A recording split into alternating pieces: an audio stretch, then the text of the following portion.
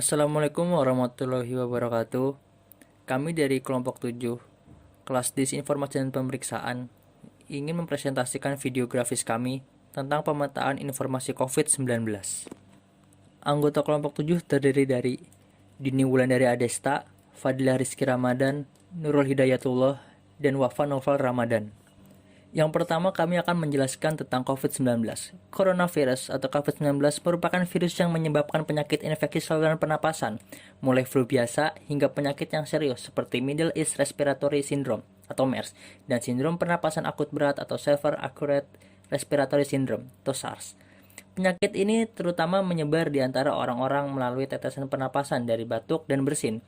Virus ini dapat tetap bertahan hingga 3 hari dengan plastik dan stainless steel. SARS-CoV-2 dapat bertahan hingga 3 hari dalam aerosol selama 3 jam. Berita hoaks atau berita bohong adalah informasi yang sesungguhnya tidak benar, tetapi dibuat seolah-olah benar adanya. Hal ini tidak sama dengan rumor, ilmu semu, berita palsu, maupun April Move. Tujuan dari berita bohong adalah membuat masyarakat merasa tidak aman, tidak nyaman, dan kebingungan. Disinformasi berita atau berita-berita hoaks COVID-19 sering terjadi dalam bidang kesehatan, dengan hasil 67% karena masyarakat lebih tertarik dengan perkembangan kasus-kasus COVID-19, sehingga membuat masyarakat mempercayai berita yang tersebar baik dalam media massa dan media sosial. Setelah itu disusul oleh bidang politik dengan hasil 19%, ekonomi dengan hasil 9%, dan bisnis dengan hasil 5%. Saat ini, berita hoaks, terutama di media online, sudah menjadi perhatian di masyarakat. Di satu sisi, banjir informasi dapat membuat masyarakat kebingungan dalam menentukan suatu kebenaran sebuah informasi, yaitu mana yang termasuk kategori yang palsu dan mana yang termasuk kategori yang benar.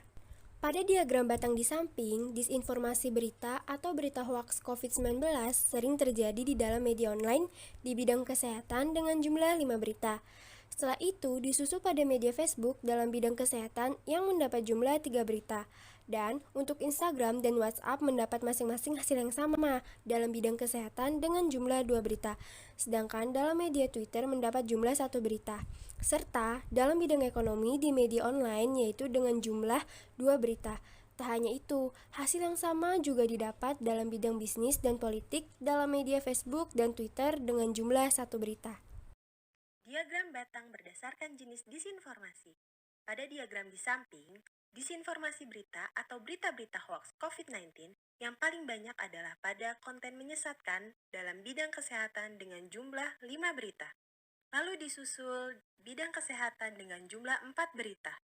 Konten manipulasi dalam bidang politik dengan jumlah 3 berita. Konten manipulasi dalam bidang kesehatan dengan jumlah 2 berita.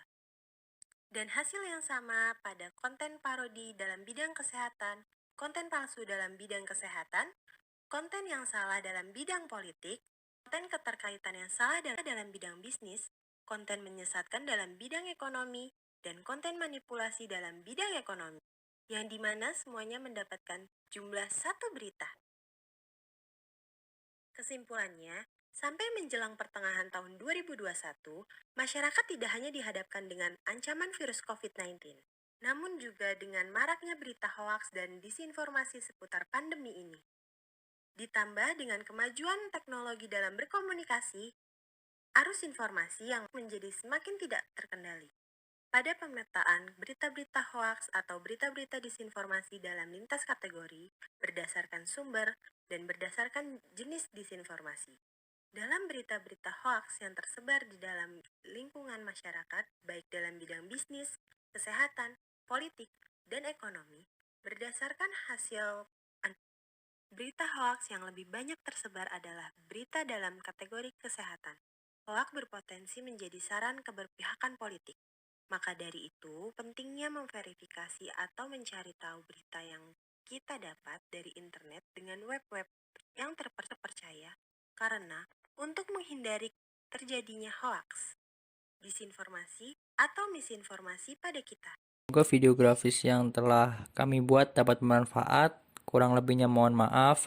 Assalamualaikum warahmatullahi wabarakatuh.